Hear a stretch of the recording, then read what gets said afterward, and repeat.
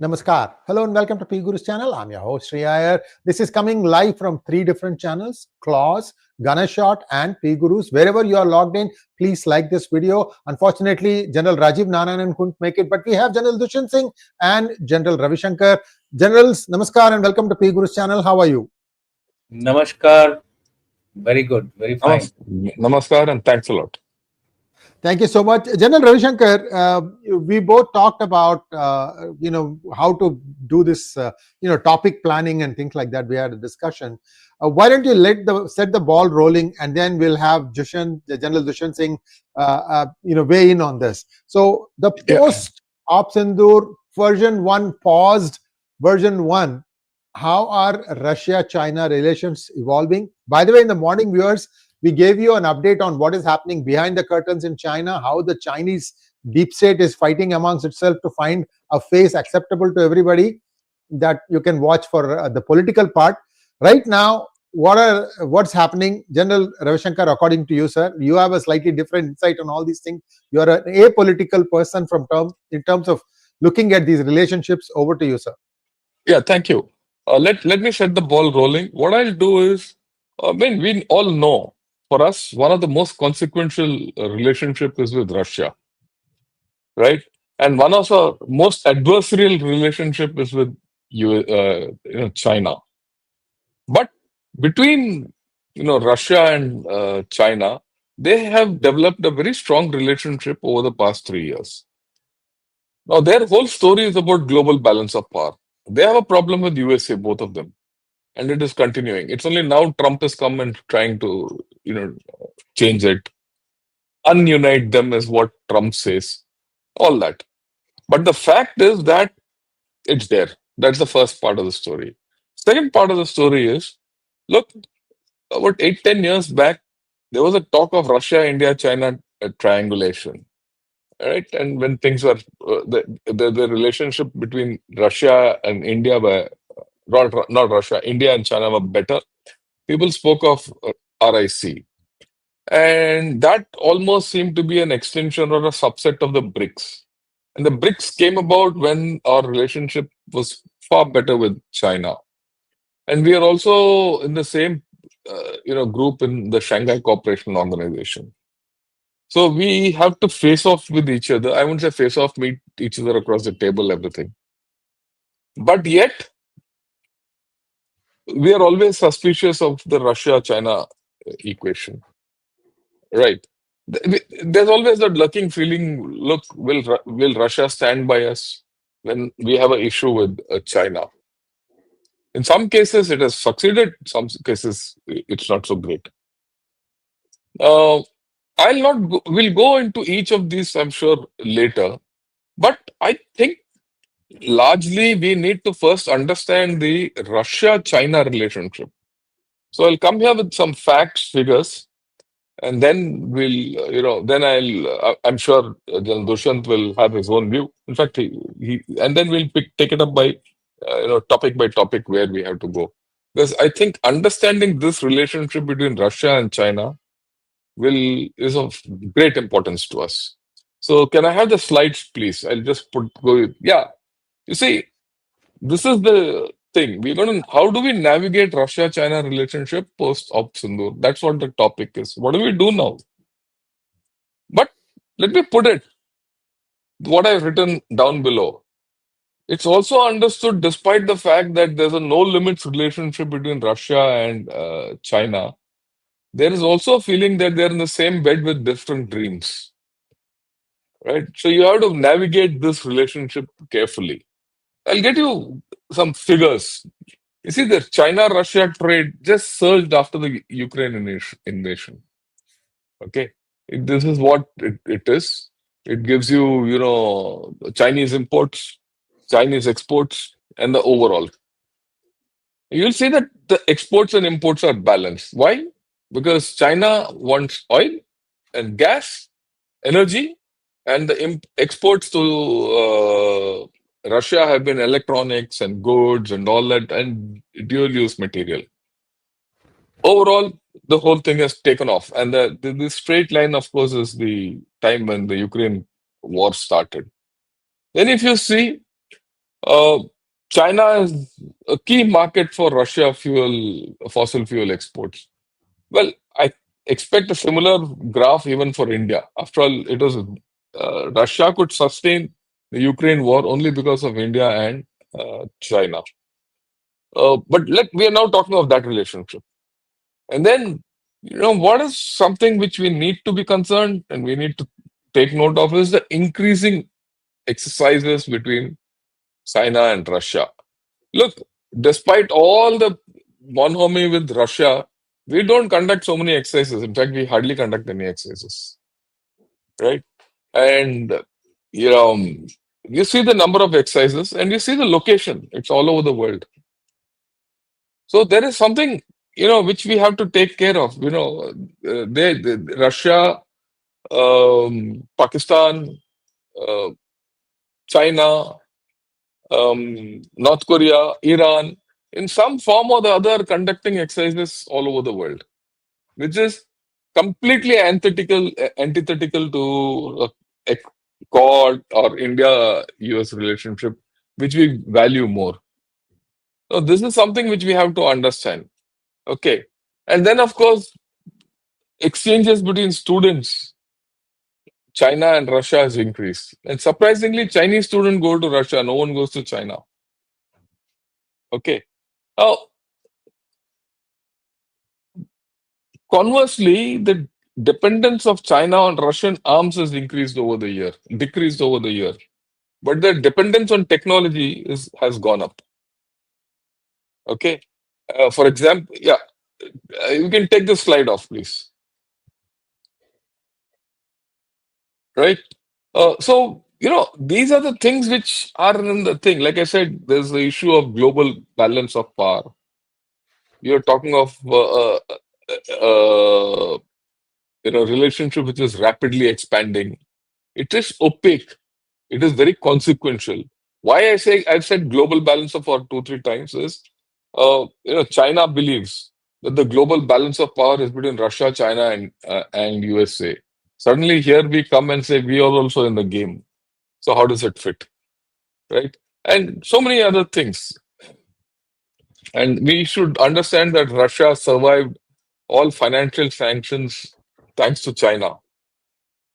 Okay, and China is the largest customer of oil, and if Russian economy is doing well, it's thanks to China and India, right?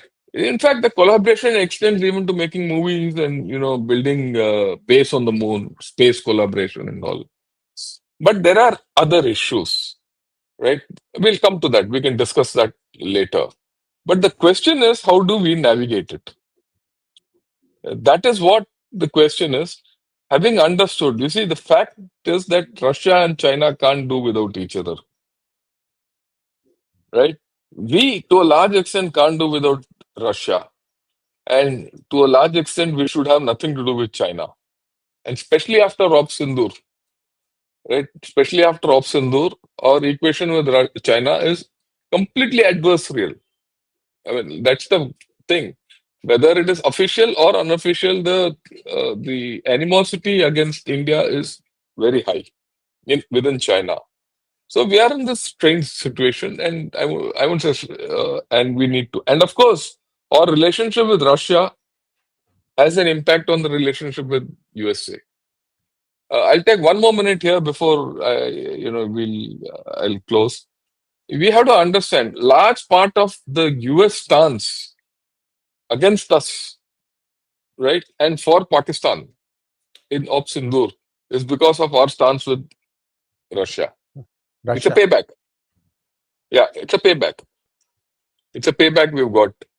So we have Actually, issues. General Dushyant said this thing last week. Sir, please continue. Yeah. I Land mean, Institute. Yes. I mean, it's the same thing. I mean, this is not, the rocket science.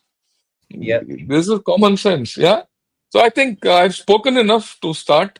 Let Dushyant come in and then we'll examine this a little more in detail later. Yes. Before I bring in General Dushyant Singh, I want to put one statement. Just give me 1 second here. I had it in front of me. I seem to be missing it now. Okay, I'll get it lined up. General Dushyant, please come in with your initial statement, sir, and then we will go a little bit more into that PowerPoint presentation. I just wanted to say that when this war started between Ukraine and Russia, Russia requested China to help produce more, like you said, dual use. So China goes there and China says, look, your production technology is post World War II. So it is believed that China has dragged Russia kicking and screaming to modern day robotics based technology manufacturing. And that is the reason why now, at least since in the last 1.5 years or so, Russia has kind of started becoming self-sufficient in its own arms and armament. So there was that contribution also from China to Russia. I'll stop here. General Dushyant, sorry about this. Please take over, sir. Your initial thoughts. Okay, thank you very much, Ayerji, for calling me. First of all, as far as this geopolitical situation which has been emerging since 2022 is not really a product of Op Sindoor only. It has been a product of the Russia-Ukraine war, and before that, the mechanization which was done between uh, uh, President Putin and President Xi Jinping when they announced in the month of February 2022 that the Russian and the Chinese friendship is ironclad, or words to that effect. So I had some interactions with with some Russian think tankers, and they were talking about, when I asked them, how are you sustaining the war with so many casualties happening and with so much of equipment also getting damaged, what they said was that their manufacturing capacities have been enhanced manyfold. Now, how they have been enhanced manyfold is the answer which you gave, that there has been Yes. a very direct support of the Chinese as far as the manufacturing capability, surge capability of Russia is concerned. It is, in fact, 4 to 5 times more than the Western world.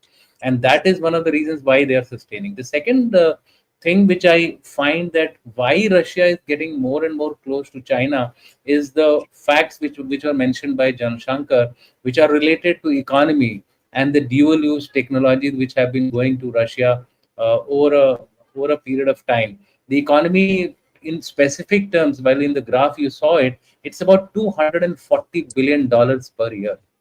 That's the kind of Russia China trade which is that is the kind of trade which is taking place between Russia and China, which is huge. I mean, India and China, despite all our frictions, go around 120 to 135 billion dollars. That's the range. The second thing is where the Russians have played smart is that they have developed a kind of friendship which is supporting them, whether it is Iran, whether it is North Korea. You saw when they were deficient of troops, they went to North Korea. So they are actually becoming more and more transactional. Now that transactional bit should give us the hope that Russia may come to you also if they are in dire need and the Chinese cannot give it to you. So it's not all I would say doomsday as far as India is concerned. And more you'll find all the countries are becoming transactional in their international diplomacy, whether it is the US, whether it is the Russians, or whether it is the Chinese. As we are talking, there is a quad naval exercise going on off the coast of Hawaii. So while in the public there is a lot of hula bula of US India relationship taking a different turn based on these statements which are being given out by Trump, but behind the scene, people are working towards improving the relationship with the key players in this, and the logic for everything is transactional. And where India can really exploit that transactional thing, I've been analyzing this issue. I mean, if you go and look at various articles, etc., they only talk about diplomacy and how we should navigate between the Russia China without, and Russia US without annoying China. These are theory, but where we can actually make a difference is the defense procurement. It is this particular leverage which everybody is eyeing as far as India is concerned. If you look at Russia, they are giving you a very sweet deal of Su-57. If you look at America, they are trying to do all these tariff and other related pushbacks to ensure that they get their stuff stuff into India, whether they are the javelins, whether they are the strikers, whether it is F-35, and the whole lot of predators. Even the predators, the deal was almost finalized, but it has been held back for a while. So what I'm trying to say is that the defense procurement is one carrot which India is offering for everyone to kind of latch on to, which we should exploit. So as far as this geopolitical situation post Russia, post Op Sindoor is concerned, people have been raising some concern that Russia has quietly supported Pakistan and later on it withdrew its statement vis-a-vis China is concerned. I would say that's a normal thing. You see, given the kind of support which Russia is getting from China, it has to maintain this facade of neutrality. We have to work behind the scenes to get what we want from Russia. But on the same hand, I think we need to diversify our approach now, become more and more transactional, get our defense needs, which is a priority as of now. Get our defense needs from wherever it is possible: Israel, France, Germany, or US or Russia. And toward this effect, let me tell you, the government of India is already working. It's not that it's something in theory. People are approaching these nations to ensure that in the next round, like you said, Op Sindoor pause, Op Sindoor 1 pause, maybe Op Sindoor pause 2 will be there. Sorry, Op Sindoor 2 will come soon, or sooner or later it has to come. So we should be prepared for that kind of a thing. So in my view, Russia China is a given. We have to deal with it as a reality. And to deal with this as a reality, China has to be managed well. Russia, I am sure that we will be able to deal with them comfortably. It's the Chinese angle which we have to deal with it. And for Chinese, we don't have that defense leverage also, because we won't like a Chinese equipment to come to our side, given the kind of performance which these guys have done. So there, I would recommend a little, I would say, out of the box solution, and which is that we need to keep playing in the gray zone as far as China is concerned, and continue to respond to any Chinese gray zone activity with tit for tat. As you know, that they are actually targeting through cyber and through other attacks India on a number of ways. So I'll stop here with this and take this discussion forward as we go along. Before I come to you, General Ravi Shankar, I just want to put one statement from our viewers. Sudarshana Avare, Namaskara. So what he has written here, he has written it in Kannada. Endaro Mahanubhavulu, Andariki Vantanamulu. Take a minute and take a look at it. What he has written is Telugu. A Kannada speaking person has written in Telugu, and this is a famous song that was sung by Tyagaraja, who lived in Tamil Nadu. I mean, you look at this linguistic chauvinism that they put out, it's all bollocks. Unfortunately, this is where our politics are wrapped up in. I'm not going to spend too much time, but I just found it striking that he found it. And by the way, General Dushyant Singh, what it means is, General Shankar knows what it is. Sabhi Mahanubhavon ko mera namaskar. That's what it means. Sabhi, and he's greeting all three of us, and thank you so much. So back to you, General Ravi Shankar. I'd like you to put that slide back up, and I have one question on one of the slides. Yeah. Put it up. Yeah. One second. I have to bring it up. Yeah. Next one, please. Yeah. Let me see if I can move this thing around. No, I can't. No, you can't. No, go back. Go forward, sir. Go forward.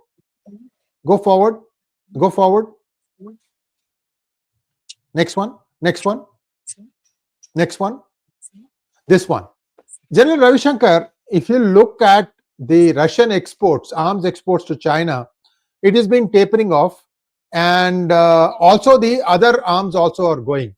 Now, how is Russia dealing with the fact that China gets something from Russia as an arms and immediately sets about copying it? Okay. I think we should take it off. I'll explain to you. You see, the point is, we have to understand that the Russia-China equation was never great. Historically, never great. Okay, this whole story has started off with Ukraine war, and fundamentally, Putin went to Russia because he was put under tremendous pressure by Putin went to USA. China. Sorry. Sorry, yeah, China, because he was put under tremendous pressure by USA. It is actually USA which has driven Putin into the Chinese arms. Yes. Okay. Till then, they were selling. Uh, and you also have to understand the sales and the transfer of technology took place when really USSR broke down. When USSR broke down, this whole story started. And when uh, technology, everything was available at almost no cost, and it went to, and China paid and picked it up. In fact, the offer came to us for whatever reason we didn't take. In fact, that was quite a foolish thing which we did, but we did it. That was thinking at that time. So factories as a whole, designers, thinkers, R&D establishments were moved to China, and China started making. But then China had its own problems. They couldn't replicate exactly what Russia did. Okay. Notwithstanding this modernization business and all, Russia believes in age-old manufacturing processes, and they're very solid. I've been to some of their factories. They're crude, effective, and good. Okay. The Chinese factories are all modern, high tech, and bas wahi China ka mal, chale to chand tak, nahi to sham tak. That's the fundamental thing. We should never lose sight of all this. Okay, so the Russians transferred a lot of technology to China, and they started giving arms also. And China started making, and that is why you see this tapering off. And Russia could do nothing about it. In fact, for them, whatever China would do was good enough because they were struggling. You see, till about 2001, 2005, 10, Russia was really struggling. It's only after 2010 that things started moving, but by then China had enough technology with them and they could continue. So I think this is a paradox one must understand. Now, let us come to our story. What are we interested in this equation? First, take the case of S400 and S300. You see, in this, you have to understand that Russia has played well by us. They've given us S400, but not given China S400. China is still left with S300. When China copied S300 and made it the HQ9, it failed in Pakistan. So, to that extent, there is something good which happened. Now, how do you ensure that whatever you get from Russia today, you it's not passed down to China also simultaneously? So that's the question which we have to answer, and we have to open, and that can be only done by diplomacy, and that can be only opening a two-way thing, and we have achieved it to a large extent by bailing Russia out, and we have to also position ourselves to Russia and say, look, you want any help with USA, you have to come through us, and they know it, right? And so your dealing with China has to be okay. So that is one part of the story. The second part of the story, which is very important, is last year or the year before last, China came out with a new standard map. The new standard map also included parts of Arunachal and all that, and also parts of Russia. The Vladivostok. Yeah. yeah, Vladivostok. Vladivostok is a contentious issue. Yeah. So, right, and that is something which Russia, is sensitive about. I think this is something which we need to play up. Okay, there's another thing. I mean, today I read an article in New York Times. Very interesting article. It says on the surface they might be good friends, but internally the intelligence agencies treat each other as enemies. So this is a transactional relationship. And what Trump is doing is interesting and important. And trying to unite Russia and China. Trump might succeed, not succeed. That's a different story. But whatever he does, he'll put the seeds of doubt in China.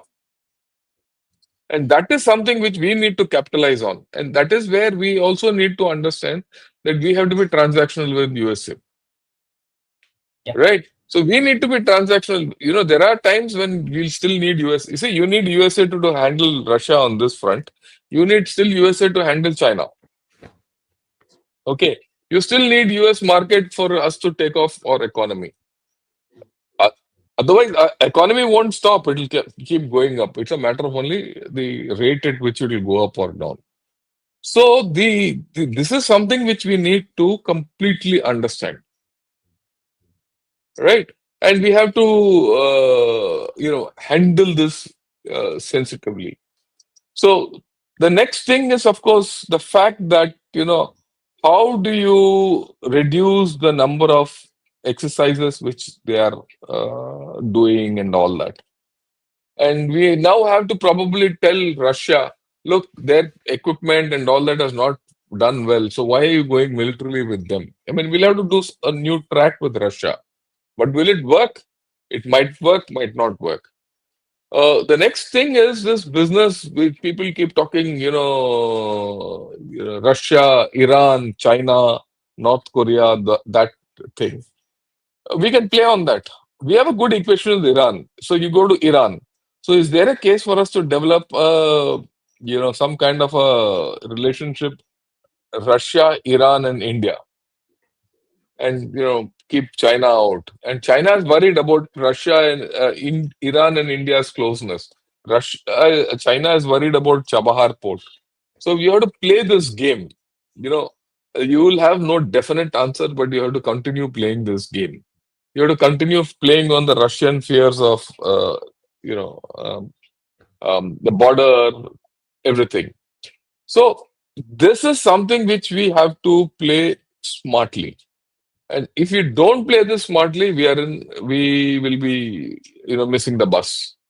It is a sensitive thing, like what General Dushyant said. Uh, we need to re-look at our own story. Okay, there's another thing where we can cooperate and do well. You see, a lot of countries have Russian equipment. Okay, a lot of countries have Russian equipment. And today, Russia is not able to service them. Can we deal with Russia and do that? Can we get Russia involved in some of our technology things? Because look, Russia has given you a lot of good things. Like Russia has given you a submarine, it's given you nuclear plants, it's given you steel plants. Going back, we have a great equation with them, right? So how do you, navigate this is all up to you. How do you leverage what you have is up to us. And we have to play a balancing game, not only with China, we also have a balancing game with USA also, like what General Dushyant was highlighting in a different format. Now, okay, let me see. Is there anything else No, just take it off. We don't need it. Right. Okay. Yeah. We don't need this. Yeah. So these are the issues which I think, have to look at. We also have this Shanghai Cooperation Organization Forum. You see, the Central Asian republics are a source of friction between China and Russia. Why? No, take it off. Take this off. We don't need it. Yeah. See, the Central Asian republics were considered the backyard of Russia, but now China is increasing its linkages with them, which Russia doesn't like. Okay. And when Kazakhstan had problems, it was Russia which had to come in. China couldn't step in also. In fact, Russia didn't allow China to step in. So there are problems with this whole story. And there are issues in Africa also, where there is competition between Russia and China on influence. So I think we need to play this game bigger and not just bilateral relationship between Russia and India and hope like hell that it doesn't go bad. So that's the larger picture. This is what I had to say. I mean, I'm sure General Dushyant has more to talk about it. Over to you, Dushyant. General Dushyant, if you would like to comment on what he said, I have a question for you, sir. But if you would like to comment on what General Shankar said, Yeah, actually, I had a whole lot of things to say. So first of all, I would say that we should read Russia in a very nuanced manner. see, if you look at the statement given out by Lavrov, he offered India to recommence the RIC. RIC, Somewhere yeah. they are somewhere they are trying to look at balancing the excessive Chinese influence in this relationship of Russia, China, and the car nations. So, which is the point in favor of what Jan Shankar just told. The second thing, the US is quite apprehensive about BRICS.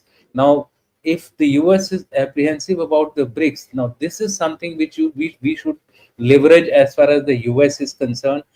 At the same time, we need to ensure that the diversification of our defense systems, which is taking place, must be done with a careful consideration.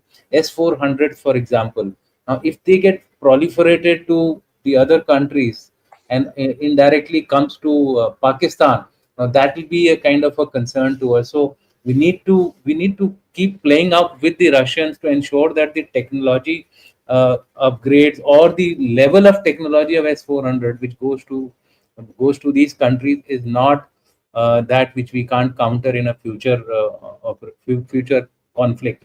The second thing is more important in this Russia, China, US configuration or equation is how do you manage China?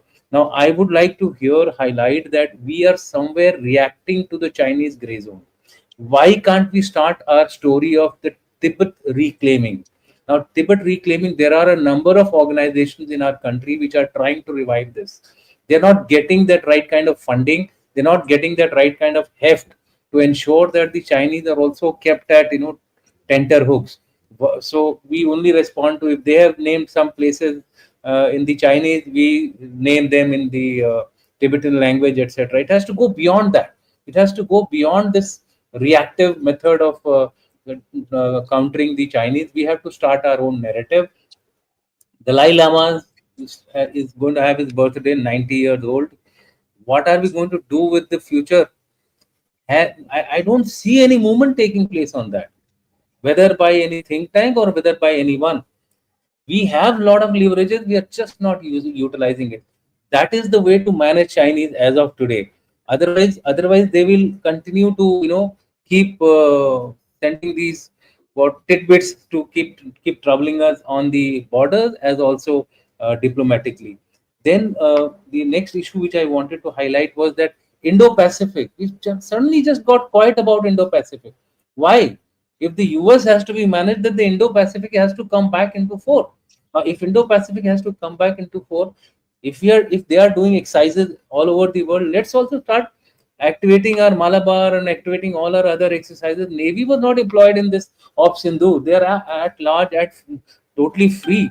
They can plan a number of exercises which can act as a counter and also manage the Chinese. I'm telling you, without the Chinese active collaboration, Pakistanis will go nowhere. Pakistanis are, they're as good as done deal as far as India is concerned. They can only be a pinprick, and that's how we should treat them. Last bit which I wanted to highlight was that strategic autonomy. This word, I think we need to redefine. This diplomacy which we are talking about has to change. Our entire approach has to be willy-nilly. If you look at the overall options, we are getting pushed into the Western bloc, whether we like it or whether we don't like it. So we need to operate with this kind of an orientation that ultimately, even if there is a alignment of forces in the future, which side are we going to be? Are we going to remain neutral or and jump in like the Russians did in the Second World War at a much later stage, or are we going to jump in right in the beginning? Because I see a global confrontation taking place, whether it is over Taiwan, whether it is over Ukraine, we don't know. And the way things are, the way Putin is responding to the mother of all attacks, I call it as 9/11 replayed in Ukraine, Russia, is something which everybody is guessing. Even the EU is quite worried about it, and of course, US remains a little confident that you are too far from the European mainland, so nothing might happen to them. You never know. They may get surprised, and they may get surprised quite badly. So with that, I will stop here to say that there is a lot of fluidity, and in this fluidity is always an opportunity. and India must Yeah, seize those opportunities and go ahead with it. Thank you so I much, go with General Dushyant Singh. Before we come to one second, sir. Viewers, request all of you to like it wherever you are watching this from, whether it's Claus or Ghana Shot or P Gurus. We need to be having a much bigger audience because we have touched upon things that have not really been touched upon. I'll give you another example. There is a slowdown in the tech industry. Layoffs are continuing in the Silicon Valley, and this is going to reverberate in India. We're going to have a large workforce who's very intelligent, very hardworking, without a job. I have been advocating for the last 1.5 years that people should need to understand, learn, read, write Russian, so that because world needs a lot of Russian programmers' help. People have bought Russian equipment. Russia is not able to service them. You could do that, but you need to understand, read, write Russian. And for that, I had said learn 6 months of Sanskrit because you need a bridge. Whichever language you are is your mother tongue. Learn Sanskrit first because Sanskrit, grammar and Russian grammar are easier to relate. It's like you know knowing something, getting to the next point which you know, and from there you go to Russian. Much easier to do it. Russia has a processor just like the Intel family processor.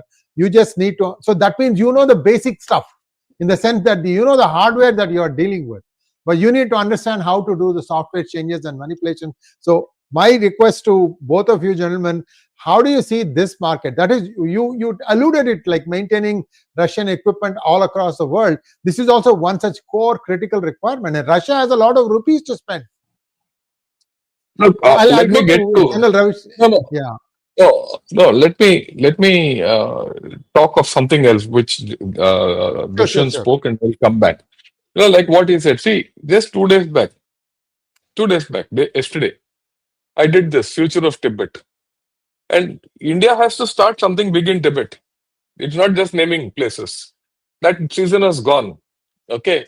Eh, If you want to you want to push China, you have to, handle Tibet big time. And that's why I put this out to everyone.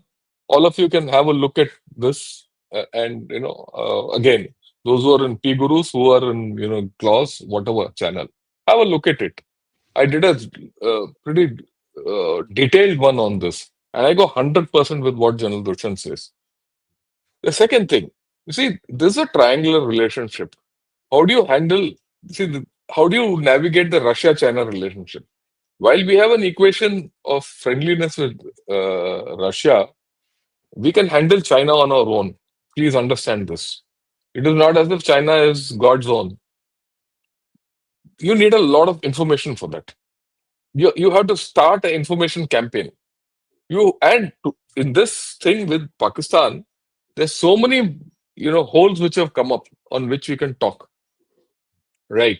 The second thing is just before Op Sindoor started, I think we did a thing, will China button and something like that. I think in our channel, both of us only did, will China come in and will China intervene?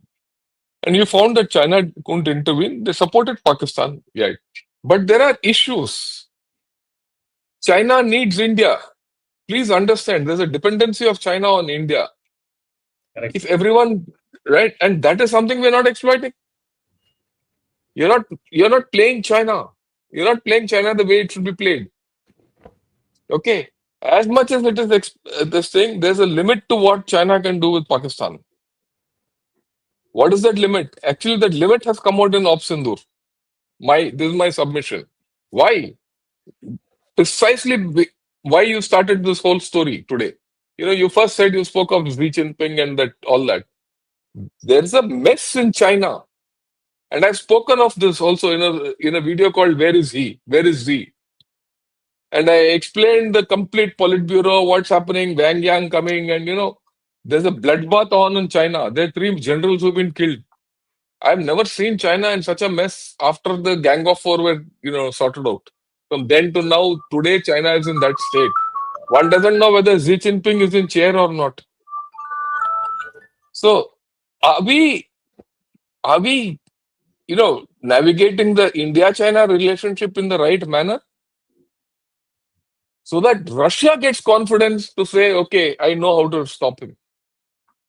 See, as much as you go and tell Russia, don't do this, Russia should have the confidence, okay, if I don't do this, nothing will happen to me.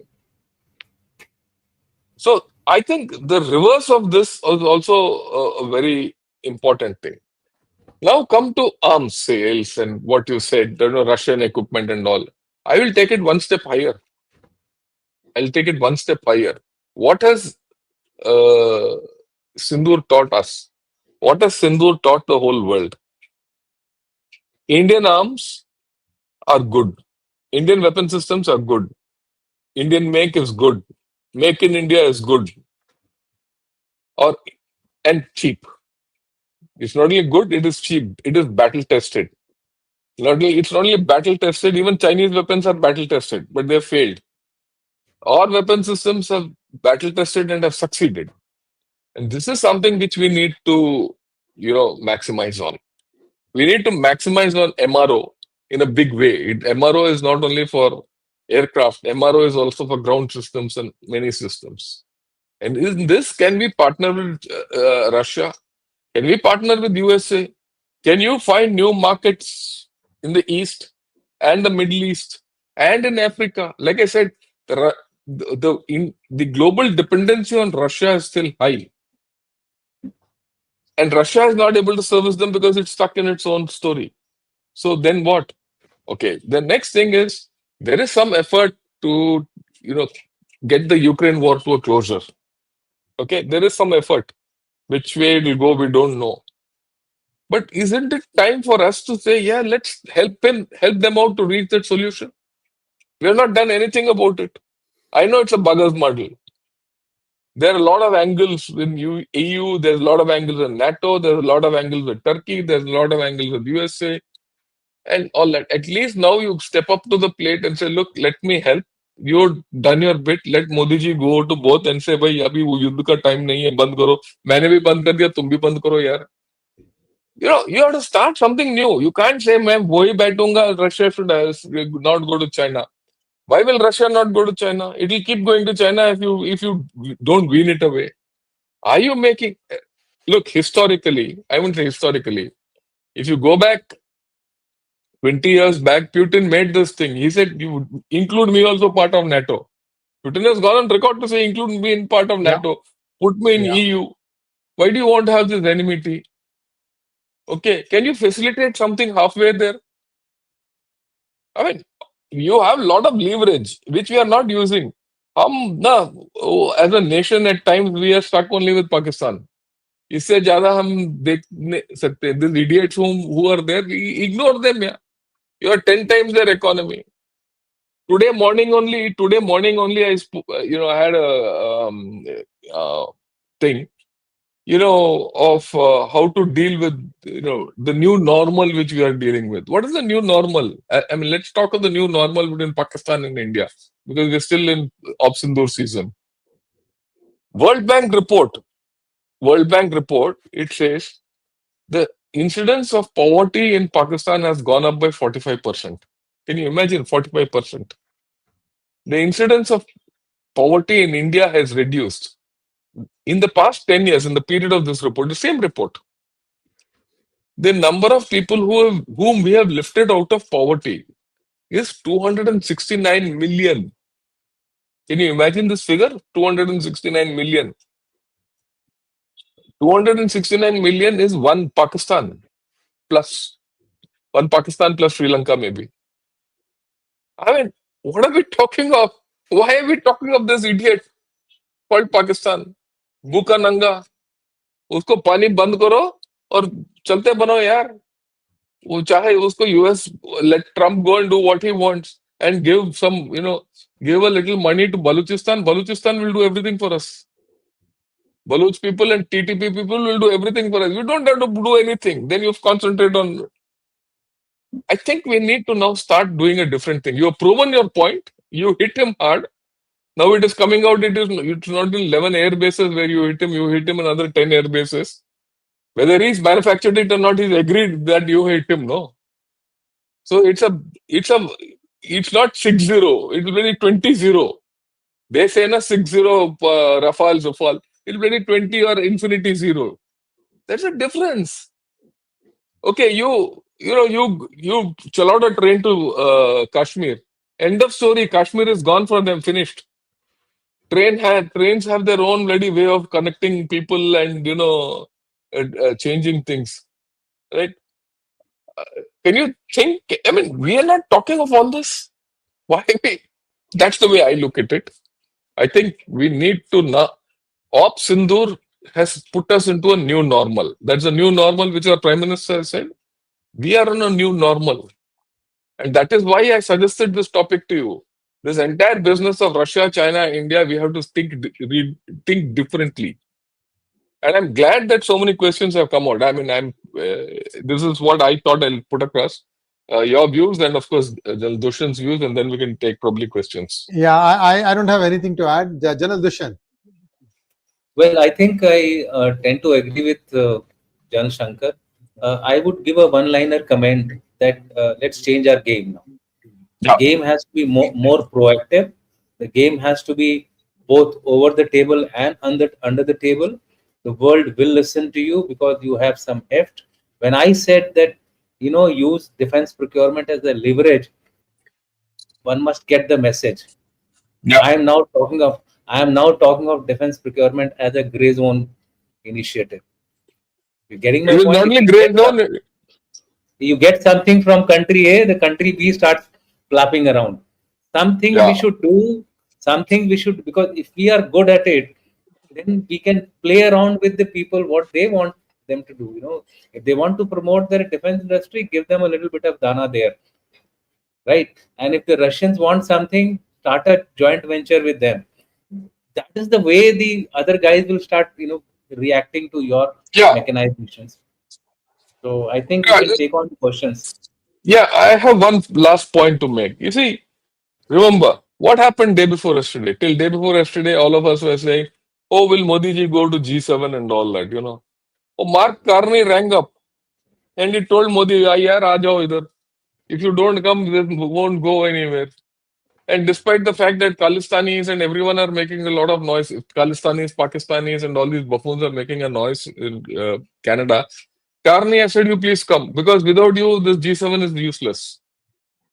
Why? These are all rich countries who are in poor shape today. Their economies are all in dumps.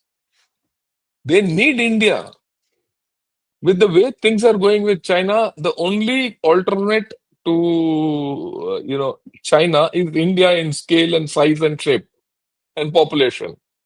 I mean, let me highlight. Yesterday, General Dushyant was having a talk with uh, three Americans, Yeah. think tanks.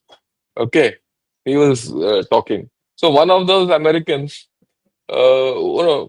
this lady who's actually an Indian, but then an American Indian is more American than Americans many times. So this lady started saying, that things in India are slow, things don't move, yeah, wo, all that. Oh, bhaiya, whether slow or not, this is what we are. If you don't want to go, no one is there for you. That's the way we have to handle things now. It's the other way around. If Apple has come, Apple is not a fool to come and say, "I will have my biggest factory in the world in India." If Apple Is, comes, the bloody pomegranate also will roll by. It'll come. It will not go. is, Where will it go? Uske piche something else. The bananas also will come. So they will is, happen. Yeah, we have to have that confidence that people can't. Gone are the days when you could be spoken to. Okay, you now will be spoken about. is Elon There's a round the shift corner? No, uh, is Elon Musk round the corner? around the corner. So you will be spoken about, and you be prepared to be spoken about. Don't we all curse USA? Don't we all curse China? Why? They're powerful countries. So good if people start talking ill of India. That means we are arrived. So I think we need to shift our gears. I rest my case. And before we go to Q&A, viewers, I must tell this to all our expat Indians. You have a certain image of India when you left for other shores. And you only get like a small glimpse, a small window into India every time you visit India. don't use that to frame your opinion about India. You should be a little bit more broad-minded. And I've been saying this on my channel. Every time I go to India, I see things get even better and better, and you can actually get many things done in a day, which used to be not possible before for various reasons. Yeah. But not so anymore. Not so anymore. Yeah. Yeah, I just want to put one point here. India is a land of snake charmers, isn't it? Yes. Everything, everyone thinks of snake. These days, snake charmers, they use AI to get the snake up. Okay, things have changed. You will see a bloody AI snake coming up. People have to understand there's a change which is happening. Yeah. Yeah. Okay. Yes, indeed. So a lot of questions here. I'll go back Yeah, and forth, please. just to keep the thing Yeah, going. yeah. Go ahead. 30 Go ahead, seconds go per ahead, answer, please. Magnum opus, General Dushyant, for you. Is IMF becoming a militant cash cow and World Bank lends freely to terror epicenters as our Indian bureaucracy have green grass behind their ears? How do we counter this, sirs? Magnum opus, we answered this question in a previous, just 1 second, sir. At 7 p.m., Sridhar Chichala dealt with this in great amount of detail. I would urge you to go back and look at that video. Over to you, General Dushyant. Well, you see, IMF, World Bank, they are slowly losing ground, and it's just a matter of time when we start withdrawing from these forums, and you will find that they'll become redundant. Those $40 billion will start, reducing to 20, 30, we don't know what all. I feel don't read too much into it. There'll be a lot of conditions which will be put on this before they are actually given to these countries. And really speaking, even if that comes across to the militants, so be it. Yeah. We will deal with the militants the way we have been dealing till now. If they've not been able to withstand us till now, I don't think they'll be able to withstand us till in the future as well. They will meet their right fate. I'll just tell you, 6 months to a normal terrorist, and it takes about 3 to 4 years for a leader. That's their lifespan. If they want to go and join the gang in the heaven, they are most welcome to do so. Akash Krishnan Tadani, for you, General Ravishankar. The Chinese economic survival is dependent on American largesse. This is mostly due to the mega scale of Chinese manufacture dependent on exports. Wouldn't the binary continue? Yeah, this binary will continue provided it goes along the old thing. I think that whole story is broken. It's now almost 3 months since the tariffs have kicked in, and there are a lot of breakages which have happened, and there's no end in sight to this normalization. So you can't go back to say, look, let's pick it up 3 months back, what happened, and it'll start. I think China is going to, I mean, whatever happens to USA is a different story, but China is going to suffer badly. That is my guess, and it is coming true. A part of their problem in their Politburo, what is happening is because of this. It's triggered. It's a domino effect. Next one, please. And this is more to me. Rajiv Shashidharan says that cartoon reminds me of a Tamil song, Sangeetha Swarangal Yere Kanakka, and the Titanic song. Of course, it's taken from that. Thank you. Abhineet Singh, this is for you, General Dushyant Singh. Sir, heard report that Chinese pilots operated fighter jets in Pakistan, handling equipment doing Op Sindoor, reportedly losing their lives. Do you think China would go so low against India?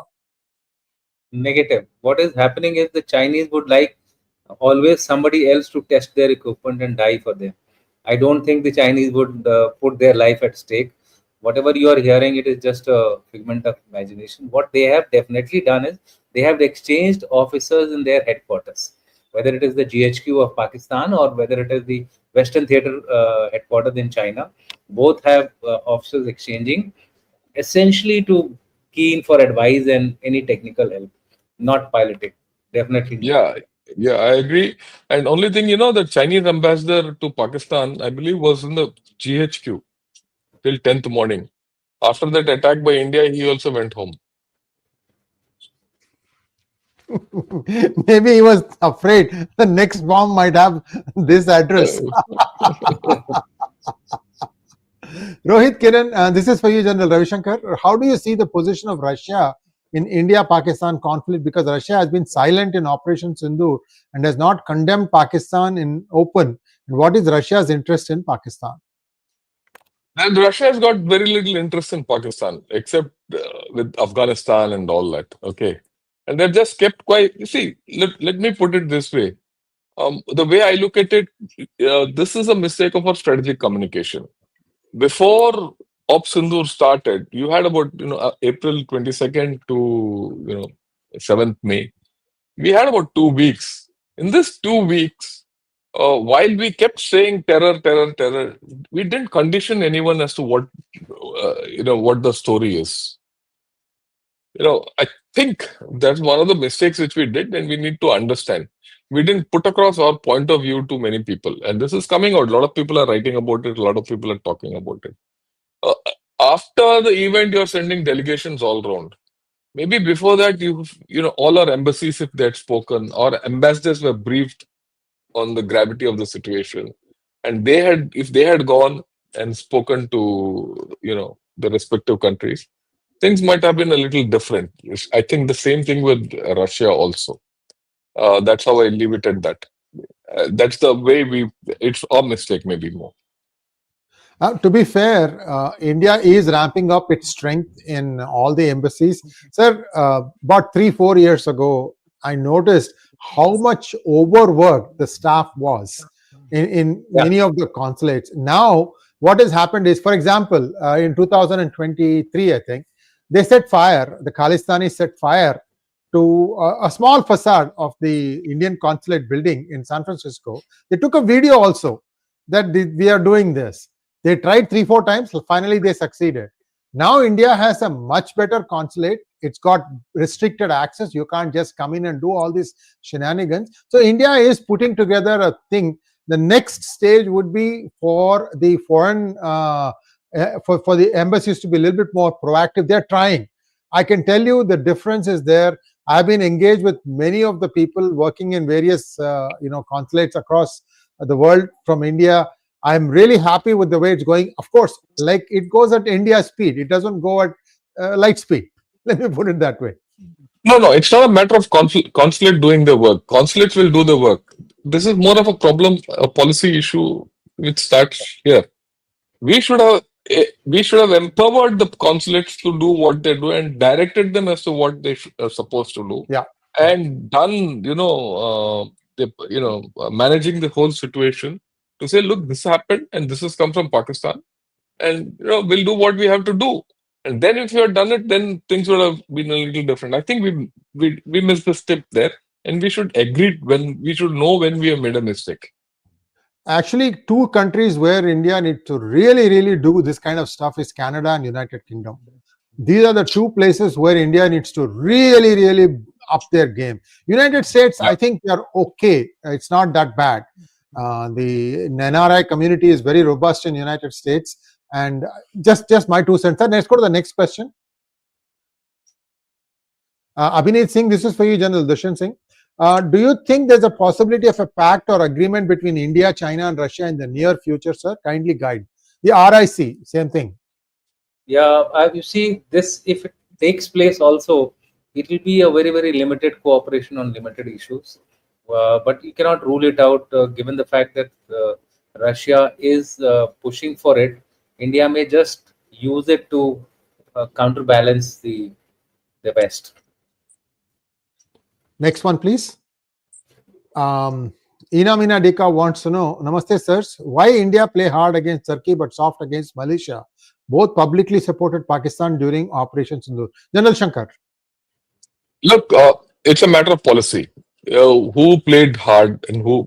Malaysia now has been, it just yaps, right?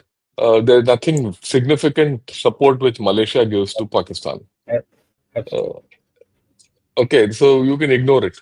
But Turkey is a different kind of a thing, so we have to play hard against Turkey, right? And Malaysia can be handled in a different manner, so don't worry about it. And also, Malaysia has got a set of people who are pro-India.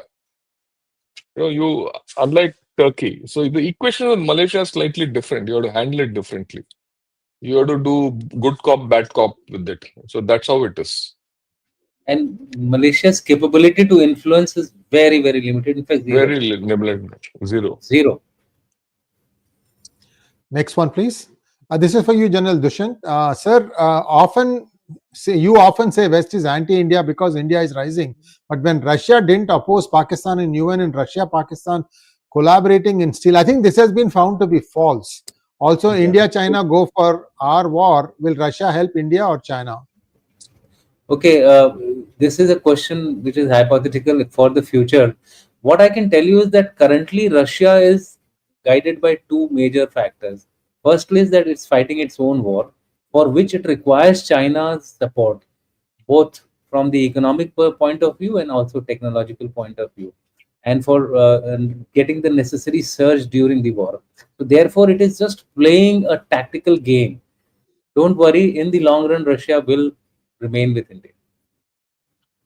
Next one, please. Saurabh Sabarwal wants to know what account, according to you, is Pakistan up to, looking at the number of quakes coming there? Any new subterranean infra they are building or disposing of? What's left or anything else? We have no clue. Your view, sir. General Shankar. Don't worry. Oh, जो भी हो रहा है होगा. It will come out. There's nothing very great about it.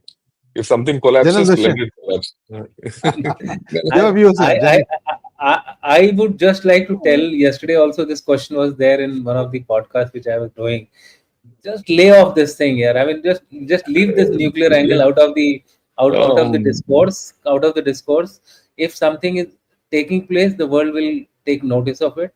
There are people already watching over it'll come Pakistan. out. There are people already watching over Pakistan, and it'll be very very soon. If whatever is the fact, that will come out. It'll come out. Magnum Opus, thank you so much for becoming a member for a month. Respected gents, is our bureaucracy so weak? It's To not. both of you. It's not. It's pretty strong. Okay, it might be low, it might be slow. That's a different story. But fundamentally, our bureaucrats are well-meaning people. Having served with them for so long, they're also nationalistic Indians. Some of us go and talk to them when they get, in Missouri, when they start their career and all. They're like any other Indian. They have their issues, and at many times it's good they do what they do. And don't think that only India has bureaucracy. Every country has its bureaucracy. Okay. And there are times when the bureaucracy helps things out also. So don't take a completely negative view about our bureaucracy. They Right? We provide the know that, continuity. yeah, they They provide pro- continuity. Right? They are the balance, checks and balances in the system. In a diverse country like ours, you need those checks and balances. Okay. So they're not that bad as we think. Next one, please. Thank you, Magnum Opus, for your super sticker. Next one, please. Thank you, Thought Provocateur. In geopolitics, bad boy has fun and good boy sermons. I think he's just making an observation.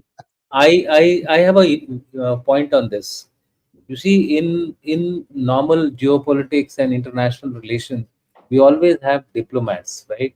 Diplomats who are supposed to project the right things, say the right things, and do the right things. There is a need now for black diplomats also. That's it. I'll leave it at that. Yeah. Thank you, It's a sir. Thank you, requirement Arun, for now. becoming YouTube member. Arunachal Mudgerikar wants to know, with the experience of failure of wars for conflict settlement, world needs to think of cooperation. This is for General Ravi Shankar. Yeah, look, your Arunachal, the fundamental precept of your question is very nice. But unfortunately, it doesn't happen. Cooperation doesn't take place. That's why conflicts happen. If people only cooperated and spoke sense, then things will be all good. So I leave it at that. I don't think it will be there, and the interests of nations never come together. Even the best of friends and the best of allies also have differences. There'll be no peace But, if you don't if there is no yeah, conflict. conflict. It's like day and night. Tamil It's like day and Hindu, night. this is for you, General Dushyant. Seems like we are very far from realizing the equation UG, unknown gunmen, is equal to unknown or indeed unknown drones. I leave it at Whatever that. I it don't is. want to answer this question. No, we are all wondering when the unknown drone with Miyamitu's name written on it is going to be deployed. It's okay. Yes. It'll happen That in its own time. Arun wants to know, sir, General Shankar, this is for you, sir. Since the US is already in a trade war, can it circumvent capital controls by not recognizing a tranche of US debt with other countries while transfer it back by force? Correct me if I'm wrong. Arun, this is a more complex question than this. There is a series of talks that I wanted to give. It takes a lot of research. I'm trying to get an expert. Just hang on. A little bit more complicated than this. There is a global reset in finance. That world is headed towards that. The Western world is headed towards that. How India will fare in this is something that, Ankit Shah is coming on my channel, but he has one view. There are other things also, a little bit more nuanced than that. But I would like to hear from good generals. What do you think? There is a global financial reset imminent. Yeah, it is imminent, but it will not happen. It will not happen. Let me tell you why. There's a logic to it. Any reset in this whole story will upset the complete apple cart for everyone. Yes. You have to, it's not so simple. It's not so simple that you do reset of global financial thing and you do. People loosely talk of de-dollarization and all that. It will not happen. Okay. When you switch from the gold standard to the dollar standard, it took a long time. It took a long time before that switch took place. Now, again, if you want to switch from one set of capital controls to another set of capital controls, it's going to take a long time. Okay, at that point of time, you had a country like USA which was dominant, right? Russia had collapsed or on the verge of collapsing and whatever. When you went into that gold, we got off the gold standard. This was during Reagan's time, right? A little after Reagan's time. So you could do that. Today, you're not in that. Today, you have many power blocks.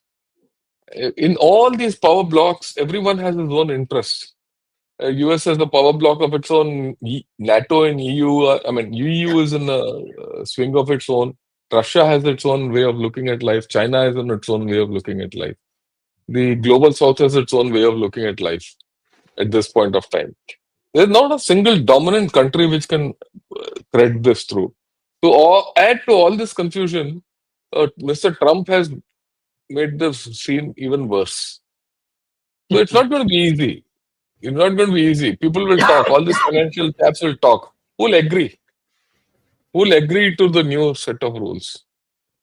And Would you like remember, to say something? every financial set of rules is loaded for them and against someone. Who'll Against agree? someone, yes. You can't. Yes, You yes. can't get through a set of FTAs also now.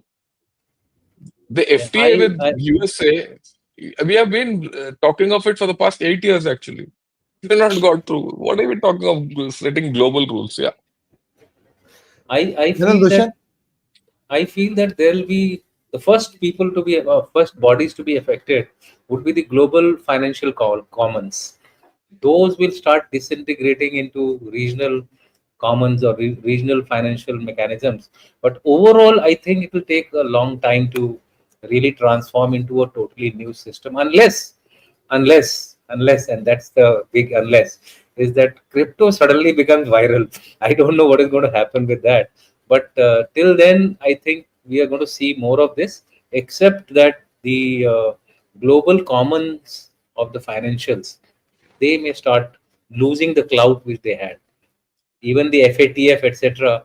I mean, they're losing clout. They are not able to name a country as gray zone because of the pressures of the global players. So wait for some more time for any de-dollarizations and things like that. Thank you, Ankur. NDA is addressing FD fundamental issues. Nobody is addressing. Sir, you can decode it better than I can. Fundamental issue: file RTI attrition rate of young scientists from IIT, NIT, and DPSUs greater than 60%. Irony is entry level is 40K in DPSU and oil and coal is 60. Yeah, that's a statement of fact, but there's nothing much in this. Yeah. But I would like to just add here that given a choice between the PSU and the private sector, people still prefer to go to the PSU. This mindset has to change. Pradeep Tumati, thank you so much. Can't India agree to Su-57 and S-500 just to ensure that Russia doesn't get desperate and offer them to the Chinese? General Dushyant, and then I'll come to you, General Shankar. Look, I have already I have already spoken about this. Use this as a leverage. Use this as a leverage. It's not so easy that the Russians will give it to the Chinese. The Russians themselves are struggling to manufacture these equipment because of the excessive load which they have on their own requirements. So I think we have to offer those facilities to them so that they start co-producing in India and we can offer them back. There is a way. There are ways and means to exploit this thing.